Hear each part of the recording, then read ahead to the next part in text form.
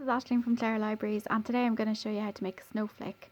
And the snowflakes we're going to use to decorate the window in Shannon Library. So all you need is a scissors, so be really careful when you're doing any cutting or get an adult to cut for you. And just some scrap paper, so I'm just using an old book that was damaged, and I'm using sheets out of that.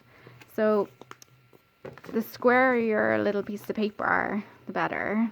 So what you're going to do is you're going to get your piece of paper, you're going to fold it into a triangle like this, and then that triangle you're going to fold it again so you have a smaller triangle, and then you're going to fold it to even smaller triangle, so you're going to have a tiny little triangle like that.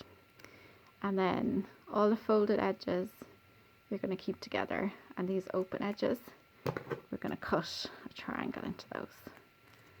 So in the corner. Yeah, so you're going to have something like that, and then I'm going to cut a little piece off the end. You can just start cutting shapes into it then, so I'm just going to cut little triangles into it like that, and another one here.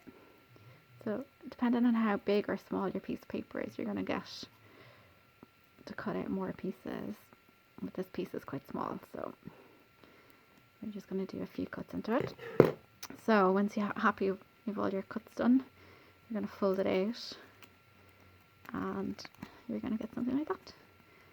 So if you use all different sizes of paper, and then you can see all these ones, I use different cuts. Some of them are bigger and some of them are smaller, and you can experiment. You can do loads of different ones with all different sizes of paper. So I hope you have loads of fun cutting out all your little snowflakes, and we're going to show you how we decorate the window in Shannon with them.